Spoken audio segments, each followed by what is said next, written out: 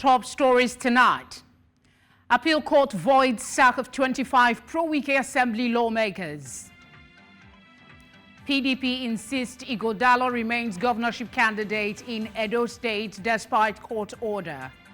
President Tinubu unveils Presidential Economic Coordination Council. Labour tipped for historic win as voters go to polls in the UK.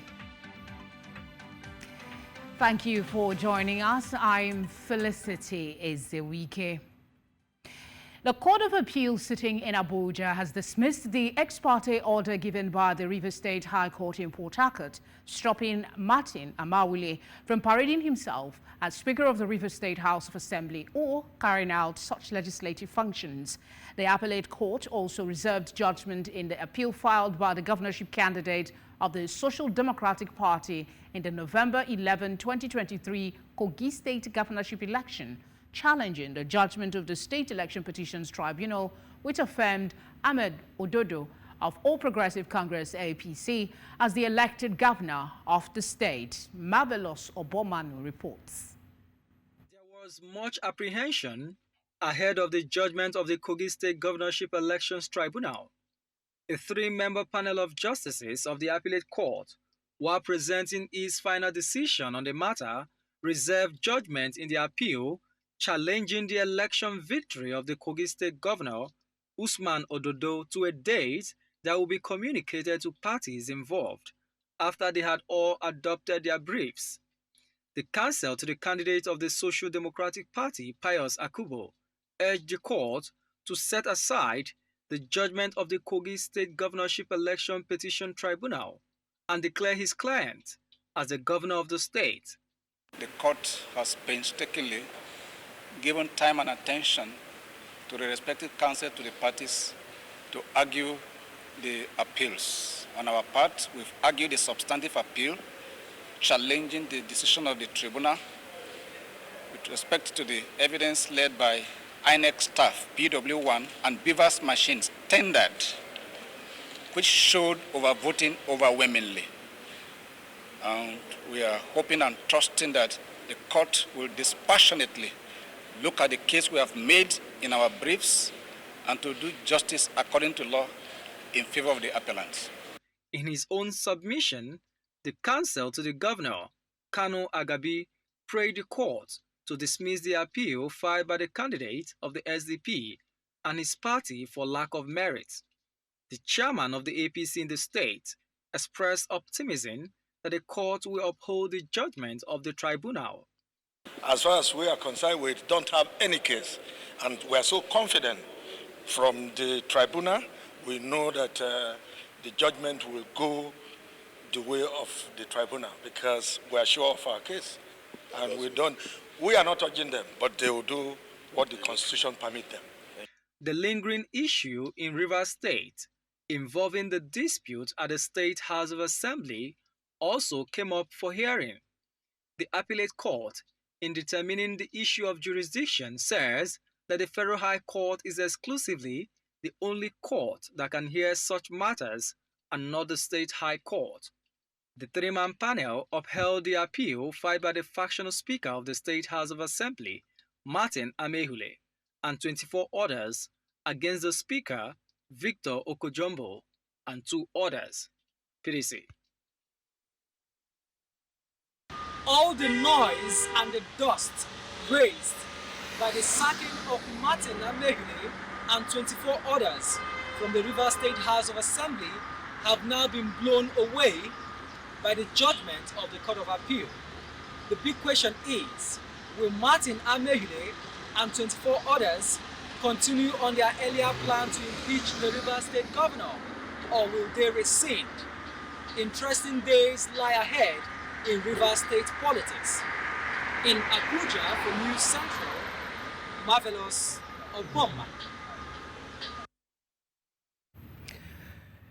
Meanwhile, some lawmakers from Nigeria's House of Representatives, also known as the G60 lawmakers, have reacted to the recent Court of Appeal judgment in Abuja, which voided an earlier judgment by the Rivers State High Court, declaring the seats of the 27 lawmakers loyal to the Minister of the Federal Capital Territory, Nyesom Wike vacant.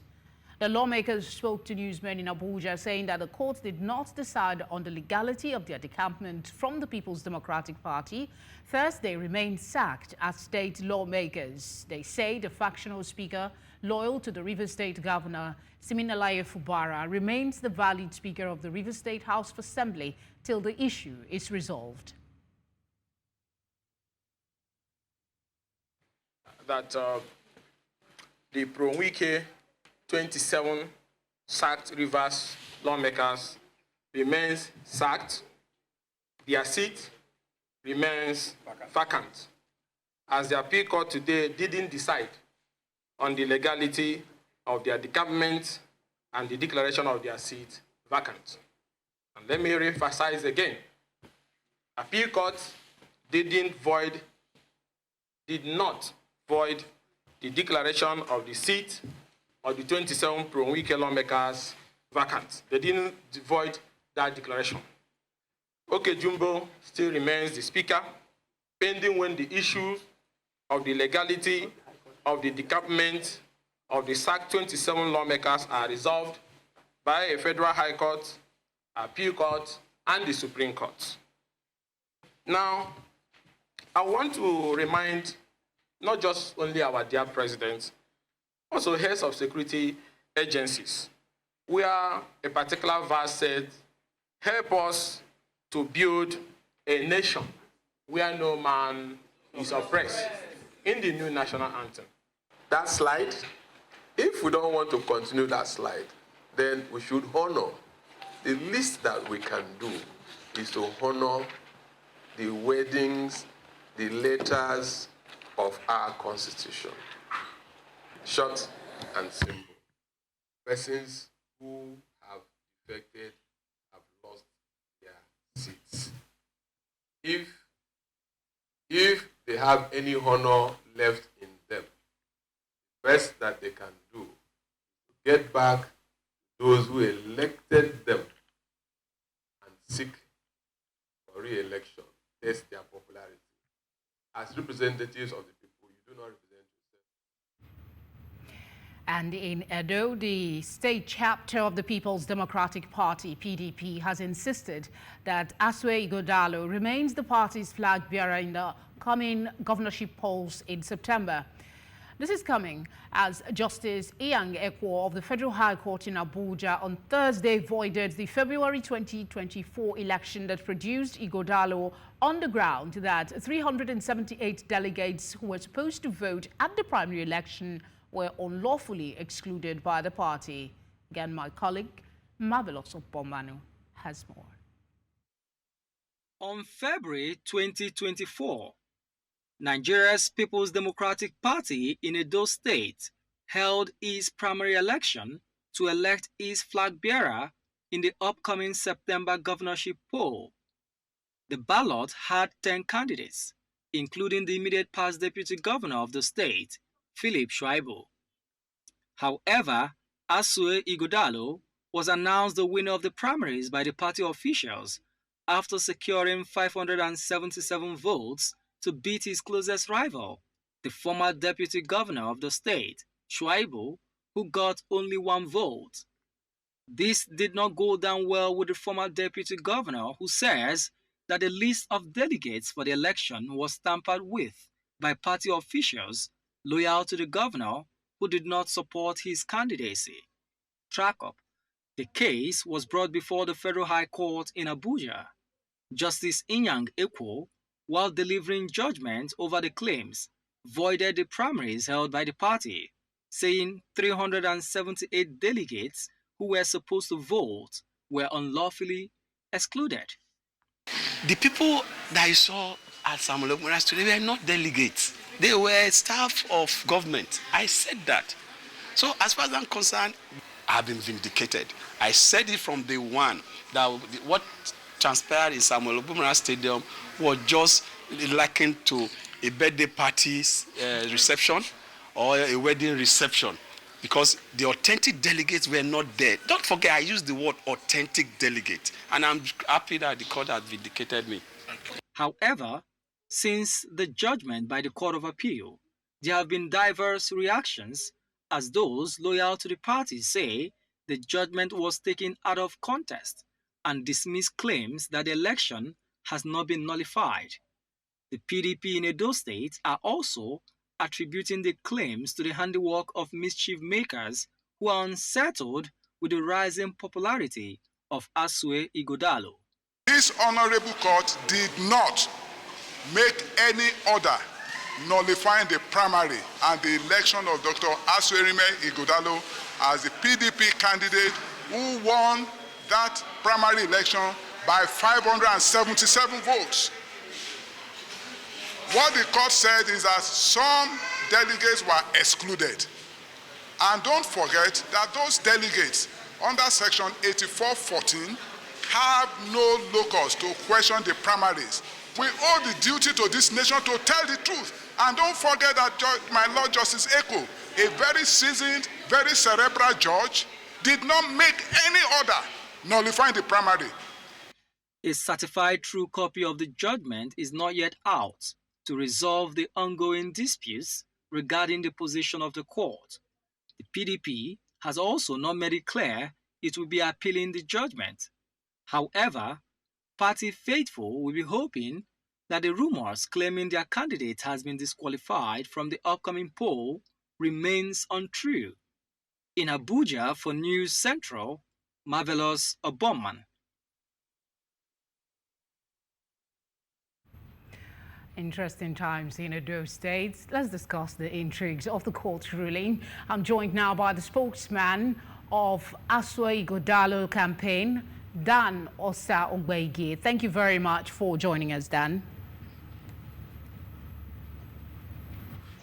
Thank you very much for having me this evening. All right. Very much. The counsel to the PDP we just watched is saying that the court did not nullify. But what we are reading in the media is that the court has voided the primary elections. Why is the PDP insisting there is no cause for alarm and asking members to disregard a valid court ruling?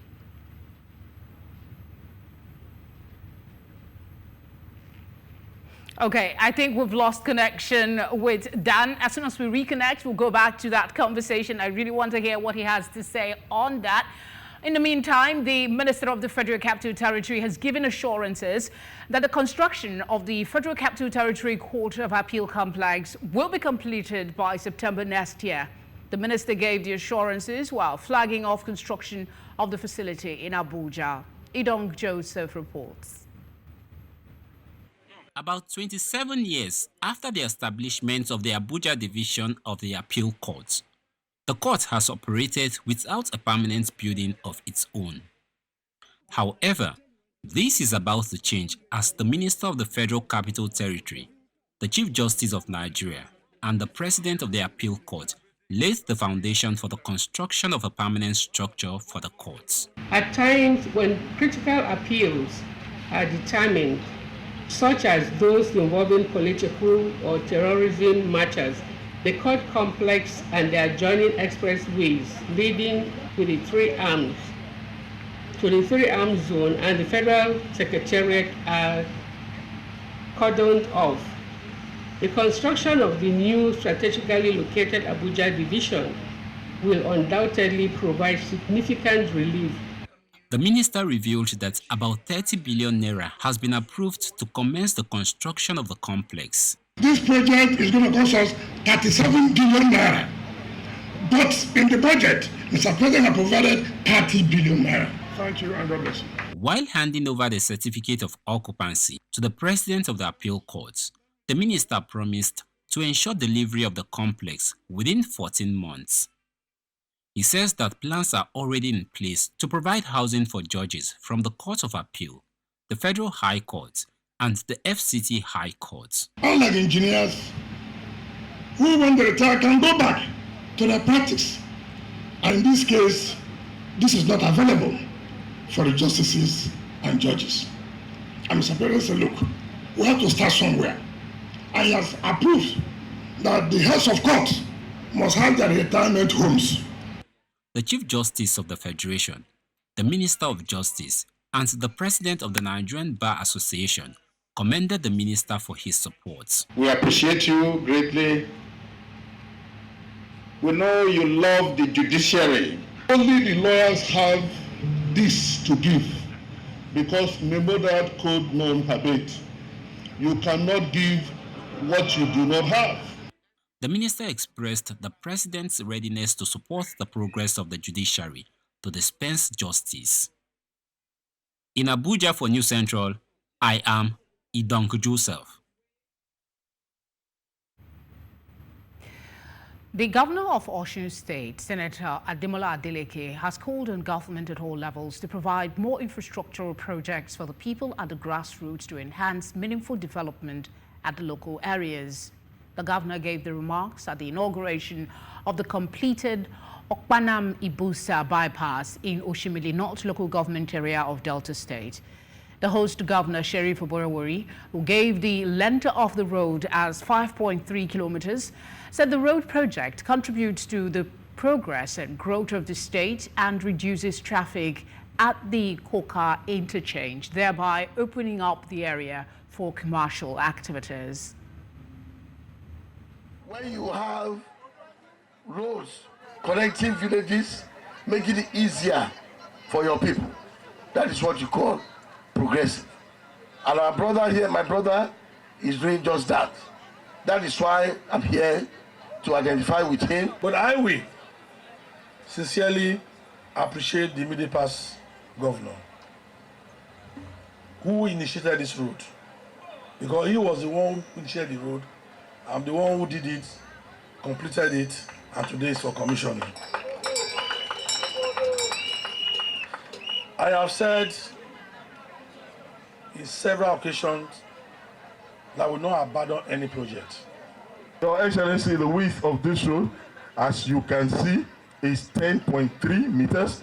And if you take a cursory look right in front of you, you will see that the shoulders are so wide that vehicles are parked on the shoulders. It has a pavement width of 7.3, and jointly the shoulders make up 3 meters of this project. We're on a short break. The news continues right after.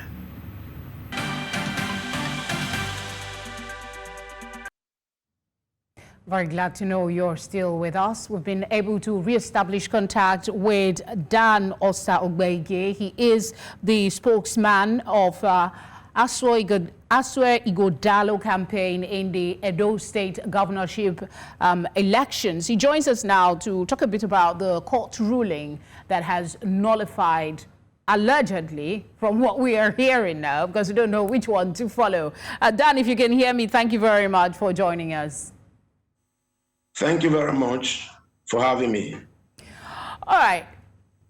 The PDP is saying there is no cause for alarm and asking members to disregard any information that the primaries was cancelled. Why is that? Why is the PDP saying members should disregard a valid court ruling? There was no court ruling such as that. And it's quite funny that most news stations in Nigeria went on a frolic where they reported that there was that kind of court. Well, maybe I can't blame them, because a lawyer came out from the court to apparently mislead the public, to cause confusion, to cause distraction. Yeah, but why we are yet to get the court ruling? Dr. Aswe Igodalo in Edo State. No. Dan, why we are yet to get the court ruling? We had reporters live in the court. We had our reporter at the court, and they all seem to be reporting the same thing. How come the entire media is reporting something contrary to what the PDP is saying? No, lawyers were in court. Lawyers were in court for both parties, and 2 lawyers addressed the press. One of them was somebody who claimed to be a lawyer to the plaintiffs, and he clearly misled the public.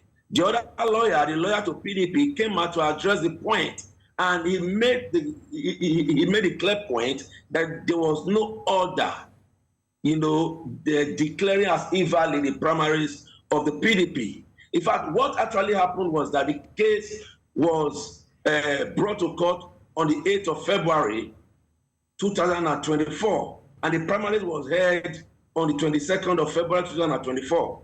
What they sought from court was clearly that they should be allowed to participate in the primaries.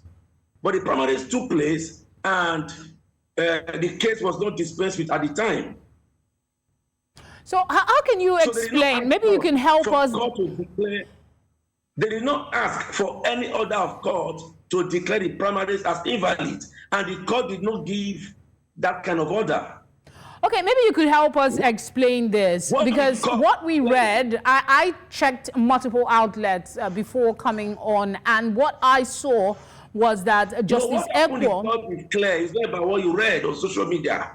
Okay, so but the judge is quoted. Are you saying that the judge was quoted out of context when he said, let me see if I get it now, 378 delegates who were supposed to vote at the primary were unlawfully excluded? He also said, hold on, sir, he also said that both the provisions of the Electoral Act 2022 and the PDP guidelines were violated. So if you look at the candidates, if you say that is not legit, what about the violation of the conduct of the primary, the guidelines?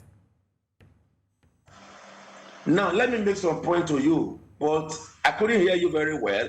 The point is that none of the plaintiffs that were caught in this case were aspirants in that election.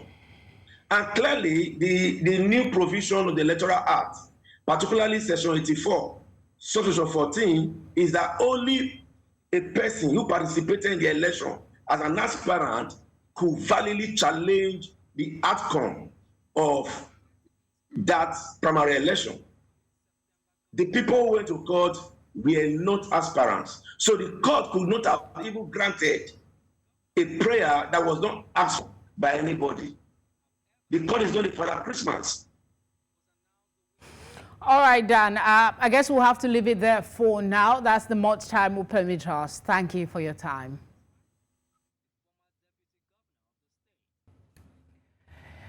Now, one of our lead stories tonight. President Bola Tinubu on Thursday inaugurated a 31-member Presidential Economic Coordination Council comprising himself, the Vice President, the Senate President, and Chairman of the Nigerian Governors Forum, among others. This inauguration comes 3 months after the President established the committee on March 27. President Tinubu also presented the outcomes of his review of the Accelerated Stabilization and Advancement Plan, which seeks to inject 2 trillion naira into the economy in the next 6 months. Minister of Finance and Coordinating Minister of the Economy, Wale Edu, who led selected members of the council to brief State House correspondents after the briefing, said the health, agriculture and energy power sectors will be prioritized in the emergency funding. A bit of security. The air component of Operation Hadin Kai have carried out an aerial bombardment in the early hours of July 3 near Degbewa and Chinene, 2 known terrorist hideouts tucked in the Mandara mountains, and have led to the elimination of several terrorists and their structures. The airstrikes became expedient after several days of aerial surveillance over Chinene and Degbewa, which revealed a consistent gathering of large numbers of terrorists in the area, also suspected to be sites for manufacturing of improvised explosive devices and storage area. The terrorists were also observed to be loitering within the vicinity, clearly oblivious of what was about to happen to them. The airstrikes were thus authorized, with the aircraft bombarding the locations in several passes until majority of the terrorists were eliminated.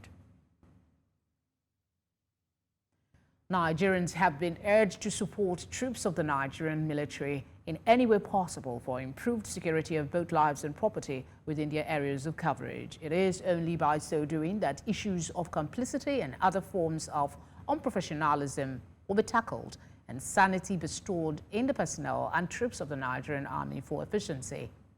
These are the thoughts of Nigeria's Chief of Army Staff, Lieutenant General Taoreed Lagbaja, during his media chat in Jos as part of activities to mark the 2024 Nigerian Army Day celebration hosted by the 3-Division Maxwell Kobe Cantonment.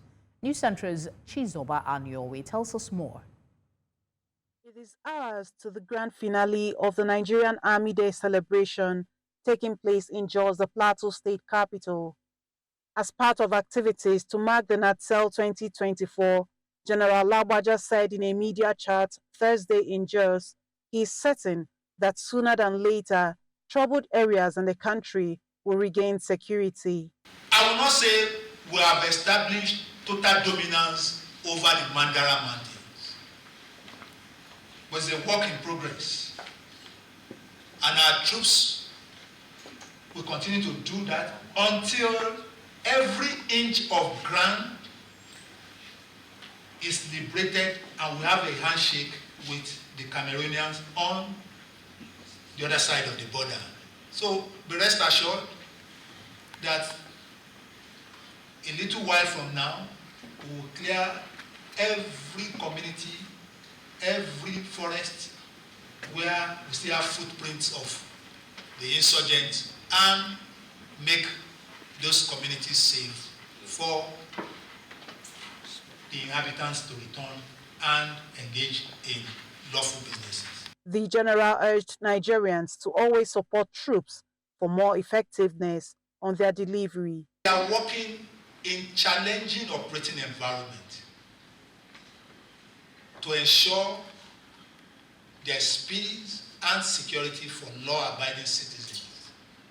So I appeal that they continue to support these troops with information in whatever way possible. And if these troops are found to be on the wrong side of the law, Nigerians should not hesitate to inform us. The Army toll-free line is open. Nigerians should call in.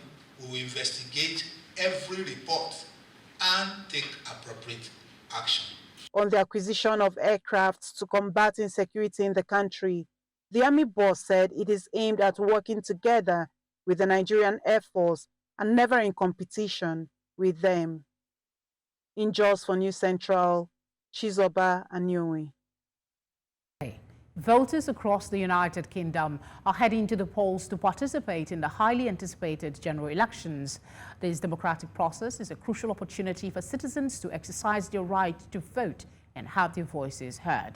The outcome of this election will not only determine the composition of the government, but also influence policies and decisions that will impact the lives of millions of people.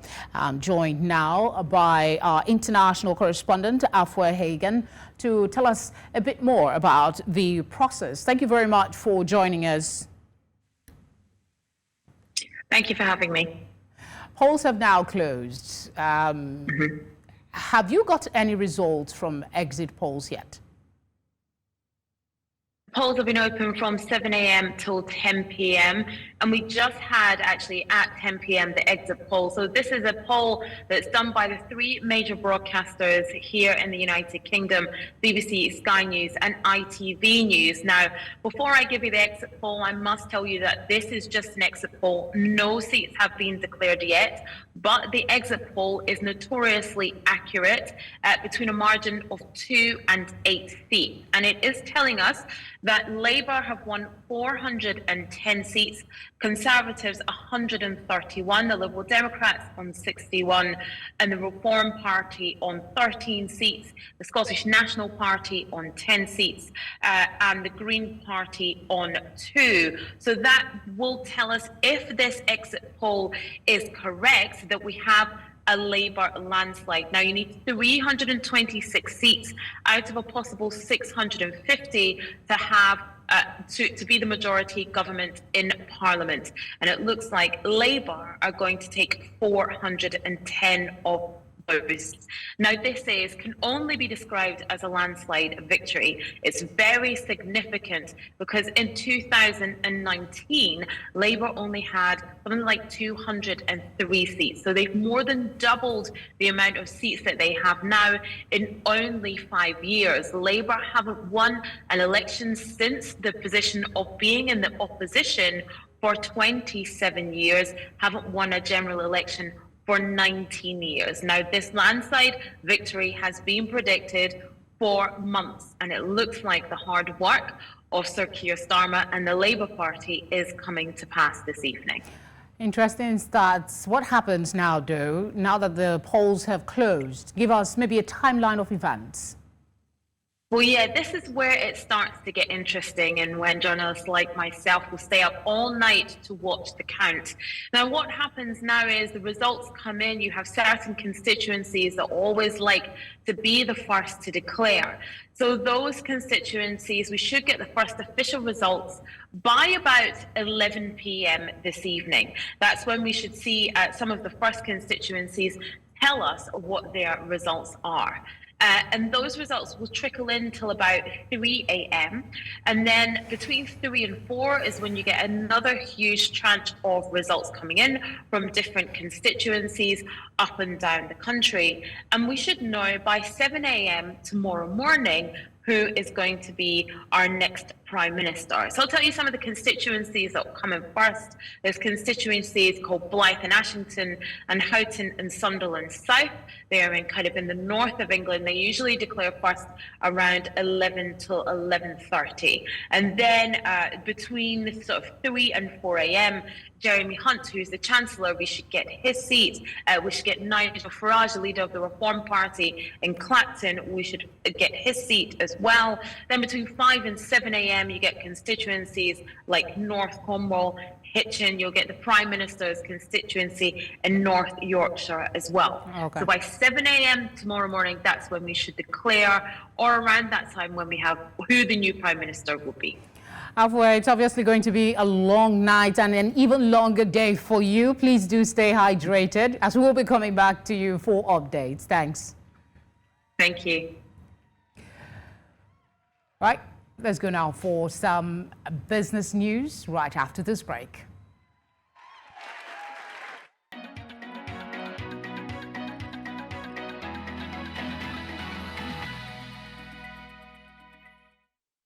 Business news in association with Money Master PSB, the easy way to master your money. Thank you for joining us on Business News.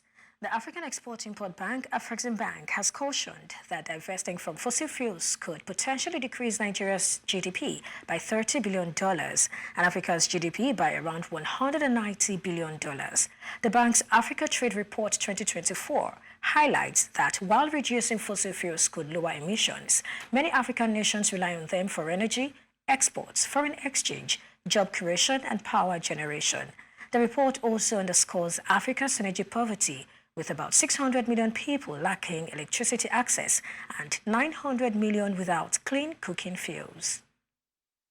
Still in Nigeria, the Nigerian Upstream Petroleum Regulatory Commission, NEPRC, has sanctioned the sale of Eni and Equinor oil assets to Oando PLC and Project Ordinium, respectively. However, ExxonMobil and Shell's proposed divestments are still pending approval. The protracted approval process has been a source of frustration, impeding the revival of Nigeria's oil production.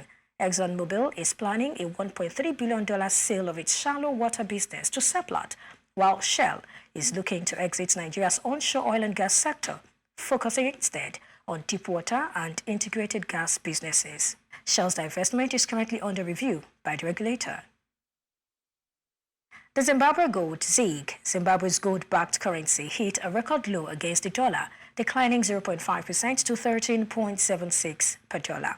This marks a 1.5% loss since its launch 3 months ago. Despite this, the central bank has no plans to intervene, viewing the decline as normal currency fluctuation.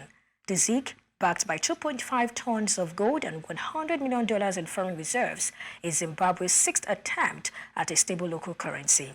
The IMF believes the ZiG has ended previous instability. The central bank anticipates the currency will strengthen with increased winter crop production and mining output.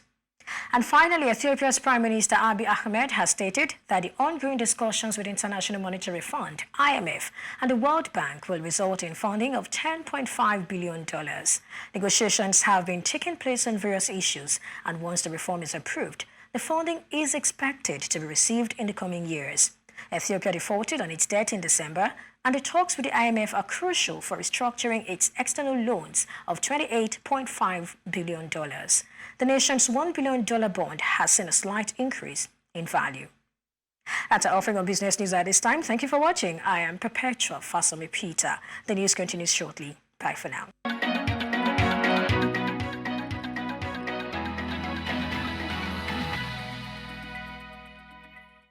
Business News in association with Money Master PSB, the easy way to master your money.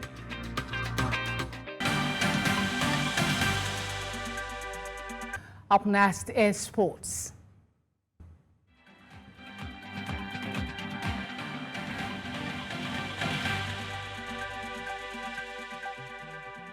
Sports Update, brought to you by Corn Oil. Corn Oil, we go the extra mile. In the world of sport, the Super Eagles of Nigeria have been drawn in Group D of the 2025 African Cup of Nations AFCON qualifiers, along with Benin Republic, Rwanda and Libya. This was revealed following the draws for the qualifying series held in Johannesburg on Thursday. Nigeria already locked in a titanic struggle in Group C of the 2026 FIFA World Cup qualifiers against Benin Republic and Rwanda. Côte d'Ivoire are defending champions after defeating Nigeria 2-1 in a final in Abidjan earlier this year.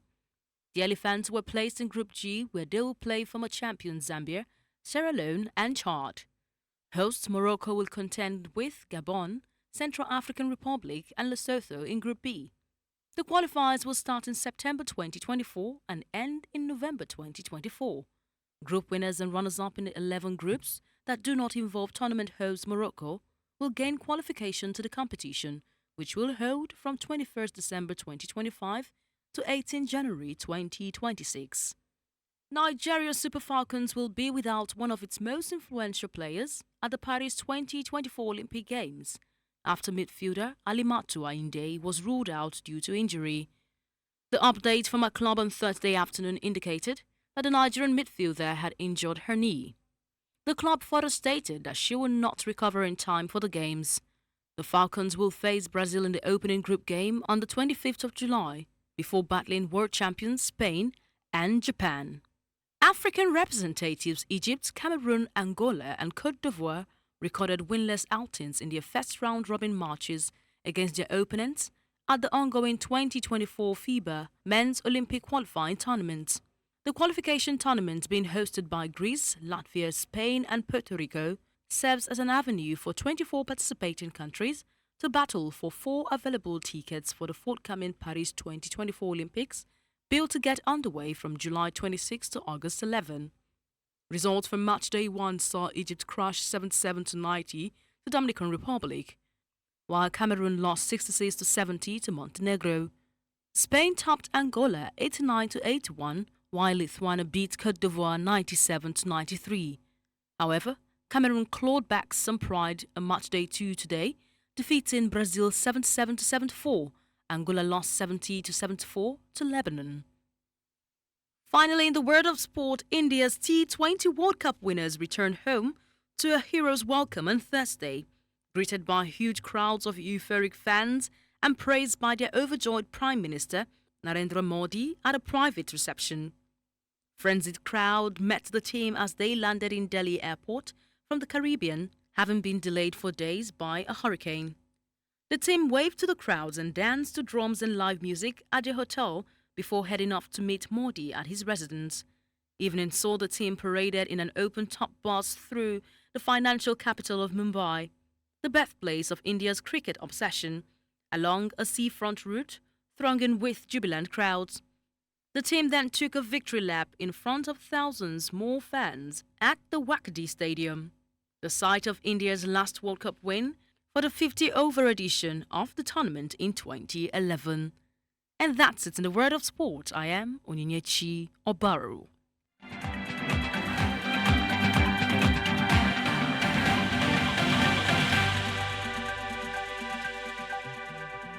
Sports Update, brought to you by Corn Oil. Corn Oil, we go the extra mile.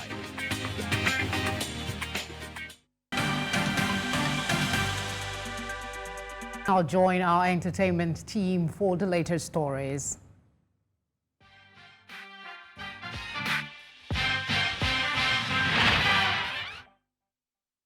Entertainment news in association with Glow Unlimited.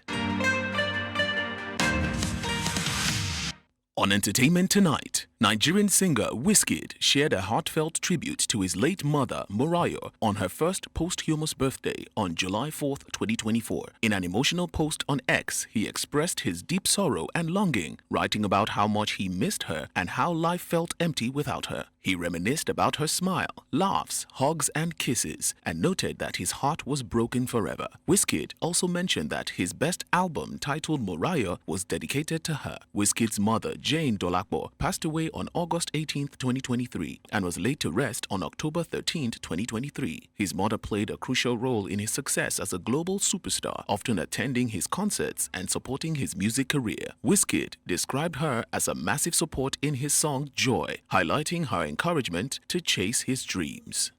Popular American rapper Cardi B is facing a lawsuit for alleged copyright infringement. Two singers from Texas and Oklahoma, Miguel Aguila, Chemica 1956, and Joshua Ferrustro, Stan Jody, claims that Cardi B used elements of their 2021 song Greasy Fry Bread in her track Enough Miami without their permission. Enough Miami, which was released on March 15, 2024 and became a top 10 hit, is at the center of the lawsuit. The plaintiffs assert that their song Greasy Fry Bread was also used as a promotional piece for the FX series Reservation Dogs. The lawsuit names Atlanta Records, Warner Music Group, and producers O.G. Parker and DJ Swanko as co-defendants. That's all on Entertainment Tonight.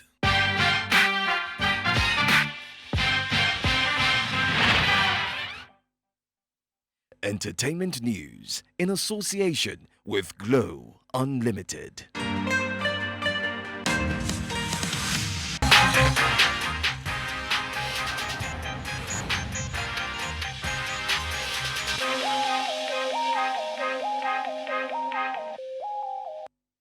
Moving away from entertainment, the hashtag LGBTQ is trending as Nigerians have taken to social media to express their fury following the federal government's decision to sign the controversial Samoa Agreement. The agreement reportedly contains clauses that compel underdeveloped and developing nations to support the agitations by the LGBTQ community for recognition as a condition for receiving financial and other support from advanced societies. However, the Minister of Budget and Economic Planning, Alhaji Abubakar Atiku Bagudu, clarified that the documents signed by the federal government were strictly for Nigerians' economic development and emphasized that nowhere in the documents were LGBTQ or same-sex marriages mentioned. Nigerians are reacting. Let's read some tweets. At Bashir Ahmed, signing a mere deal cannot legalize LGBTQ whatever relationships in Nigeria. In 2014, our National Assembly passed a bill and the President signed it into law, which criminalized same-sex relationships. Unless the National Assembly passes a new bill to change this law and the President signs it into law, same-sex relationships in Nigeria will remain illegal. At Ahmed_Amin44851, no LGBT, return their money to them, say no to deal. At AMN_Connect, Tinubu can collect as much money from EU as he can, but I don't think our National Assembly will pass any LGBT wahala into law. At Osifo_Ayomide, this better not be true. Please don't destroy our sanity. That's all on What's Trending.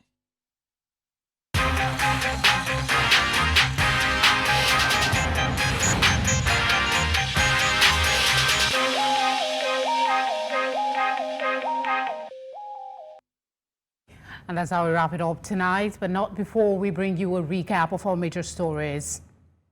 Appeal Court has voided sack of 25 pro-Wike Assembly lawmakers. PDP insists Ighodalo remains governorship candidate in Edo State despite court order. President Tinubu has unveiled Presidential Economic Coordination Council. We also brought you news that in the UK, Labour has been tipped for historic win as voters go to polls. Would like to hear from you. Please send your eyewitness reports to the number showing now on your screen, or you could follow us on social media and just tag us at News Central TV. You can watch live on DSTV channel 422, Star Times channel 274, Evo TV and on YouTube. As always, it's been a pleasure. Have a good night.